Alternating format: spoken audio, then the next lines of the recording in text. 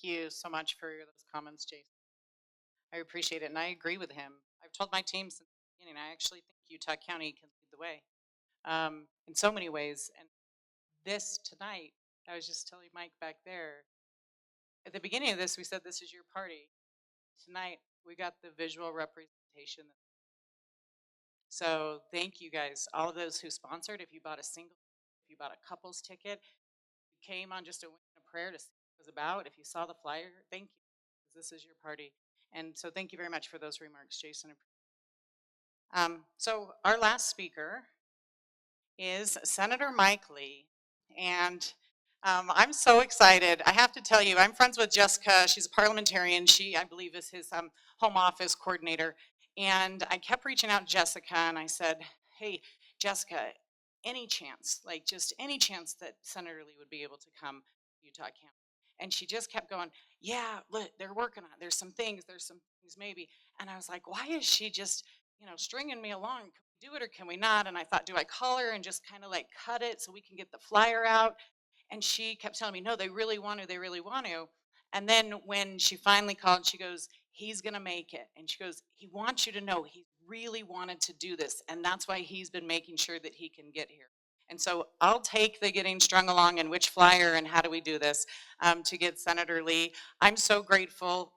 Two main things. He is a wonderful supporter of the caucus convention system. He has been, yes, and he has not wavered in his support of the caucus convention system. And then he has some of the best posts about getting out of the UN. And so that just speaks right to my heart. So with that, please welcome to the stage, Senator Mike Lee.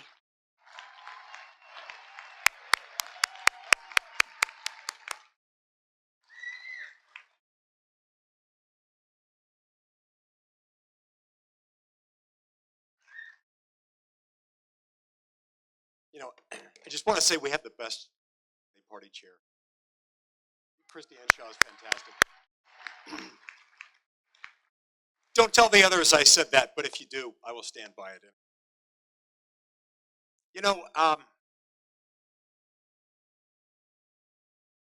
English language does some funny things.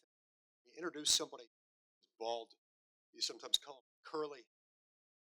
If you introduce someone who is, as my late father would have said, calorically overachieving, you call them slim. If you're introducing a politician, you call them the honorable. And if you're introducing somebody who has an utter contempt for democracy, you call them Democrats. It seems appropriate.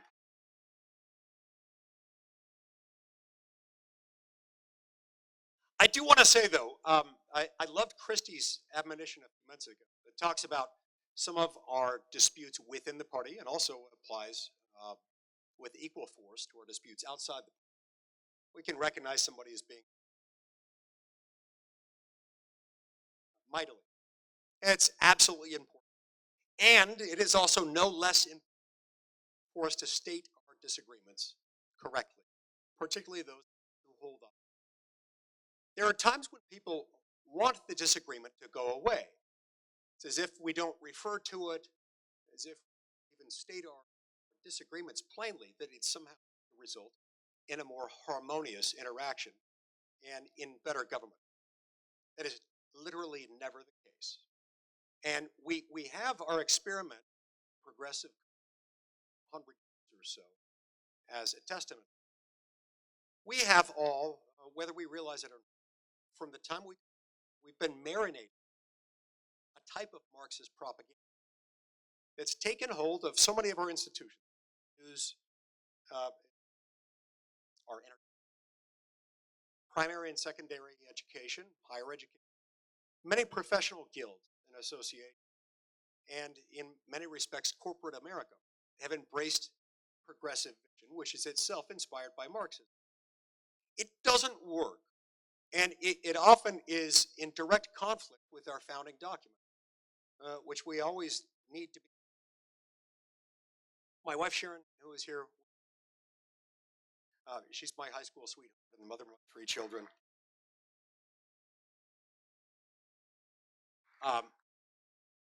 Sharon and I with President Trump in the Oval Office the other day, he proudly announced to us that he would be installing one of the original copies of the Independence in the office. He pointed to the exact spot on the wall where it would go, which portraits would have to move, which ones he would send to storage, which would move around elsewhere in the office. It was rather elaborate. He also told us about these angels that he had installed. Angels, they say, that's why you got to put them there. Good luck. He also told us something that we didn't know prior to that, which is that gold paint does not work. It's cheap. You've got to use gold leaf, very expensive gold leaf. You get a handful of these, cost you $150,000 just to gild them. It's amazing. You got to do it. But there's something about Trump's enthusiasm for our country that is contagious. And I agree with what several others have commented on tonight, which is that when he came back, it's like he's the old Donald Trump, only without all the hesitation. He wasn't very hesitant. He learned something during his time away. And like Simba in The Lion King, he came back renewed and ready for battle, what had to be. So when he was sworn in just a few weeks ago, he decided he was going to get a copy of it. And soon he's going to insert one in the Constitution. Independence has now come in just in the few days since Sharon and I were with him in the Oval Office. He's had that installed. To see it, because for the State Department next to a window, idiots, it faded. I'm not going to let that happen. I was waiting for him to tell us we're going to have this one go. It looks amazing. That never happened. In the few short weeks since he's taken office, we've had some phenomenal successes. We just finished what for the United States Senate has been a record in the last 50 years, 10 consecutive weeks of being in session, and we're wasting. We've already confirmed 21 of President's cabinet appointees, in addition to high-level sub-cabinet. We passed the Laken-Riley Act right after he was sworn into office.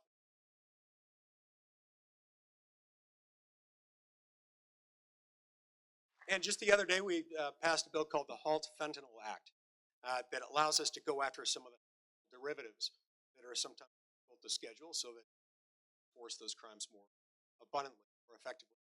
You see, one of the many things happened. It is a good move. One of the many things that happened during the last unfortunate 4 years of our. When President Biden just said, open up the border, don't worry about it, it doesn't matter. Not only do we bring in an estimated 10 to 15 million, some say more, people who, but we also brought in enough fentanyl to kill every man, woman, and child. This stuff is very easy to hold. It's very difficult, and so we needed to pass that. But there's a lot of work that remains to be done, and I wanted to tell you about a few things that I'm going to be focusing on over the next few months to make sure that they happen. One of them that really affects our state quite uniquely involves permitting reform. Because sadly, as a country, we've become all too dependent on the government, not just for our day-to-day existence, not just to know whether or not we're complying with the law, but in order to do just about anything, in order to build a power plant, you have to get a series of mother may I, if not decades. And as the newly minted chairman of the Senate Energy and Natural Resources Committee, I'm marshaling all of the resources at our disposal to make that happen.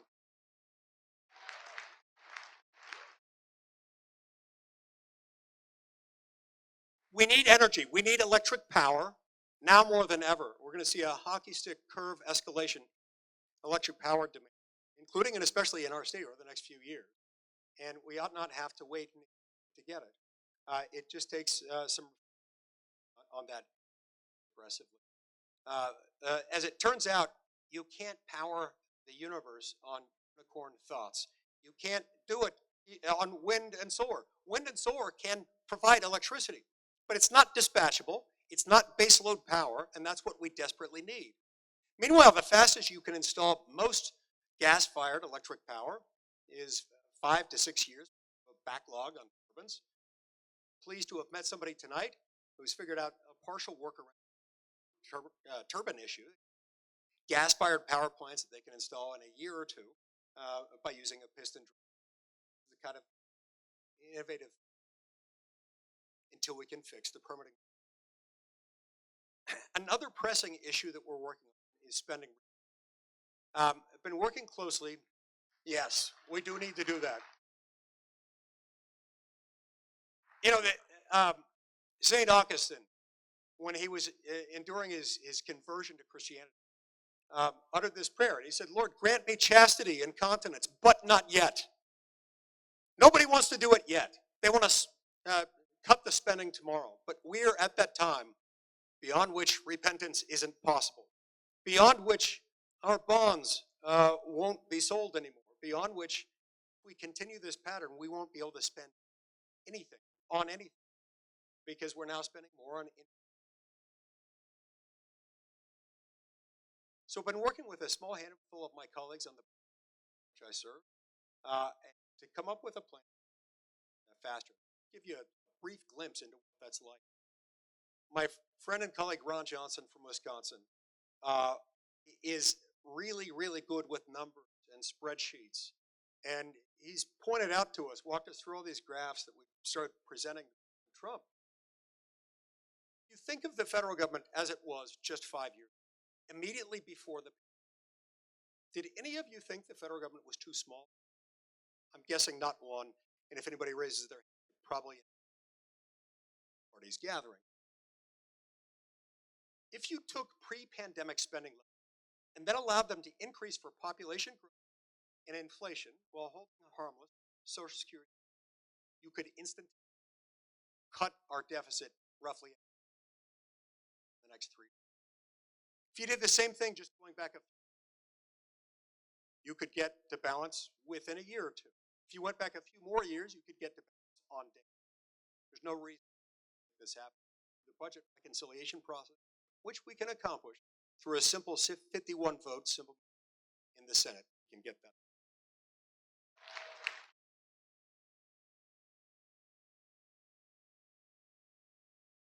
Finally, I would be remiss if I didn't talk about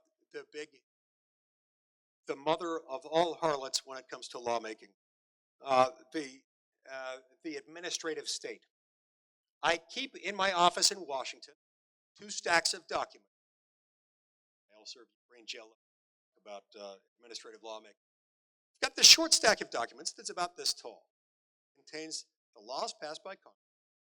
Argue that that's a few inches too many laws. Be right. But the other stack is 13 feet tall. It takes 3 cases to. Last year it was 100,000.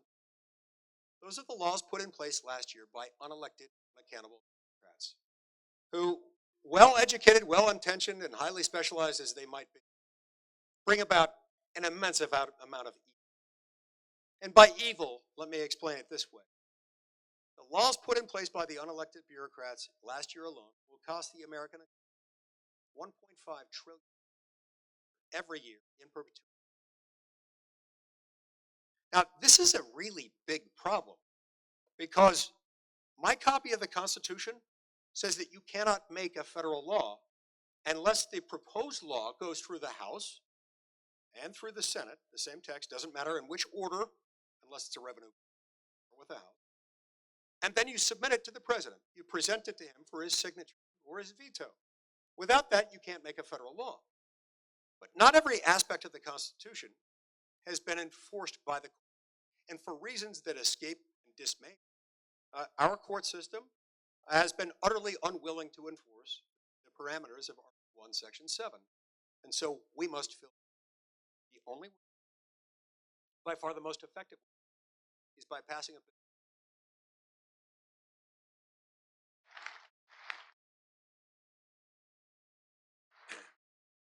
The REINS Act stands for Regulations for the Executive in Need of Scrutiny, and it says, in essence, that any of these executive branch promulgated regulations, which, by the way, if you don't obey them, it can result in millions of dollars. They can shut down. They often. It says that any of those regulations, once they're promulgated by an executive agency, they take effect automatically. They must first go through a fast-track consideration process in the House and in the Senate to be submitted. Only then may they take. This would restore liberty and economic growth faster than. So here's how I've explained it to President Trump. He and I were talking late one night a few days ago. Was asking me all kinds of questions. Think of spend. What do you think of Elon Musk? And I told him, by the way, Elon Musk is. Do not ever distance yourself from. And I told him, Mr. President, would you like to go down in history, the greatest ever to serve? Never ask a question unless you know. And I said, you will have that distinction. We'll insist on it. We can't pass reins on this reconciliation process. We've got to get 60 votes, which means take a hostage.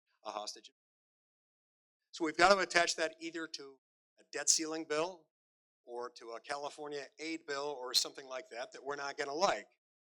But frankly, if we can get it attached to that, this will make a bigger difference than anything. Generational shift, because we would be reinvigorating. We must do that. We're a people blessed to live in a. But those documents are only as good as our will to stand up, to fight back, to push back this barbaric practice of lawmaking. As we do this, as we make clear to the cosmos and to God and nature that we not only draw near to the Constitution with our lips, our hearts are far, but that our hearts are as close as lips, we can succeed, we'll prosper, we'll find the greatest day of us. Thank you very much. May God bless you and God bless America.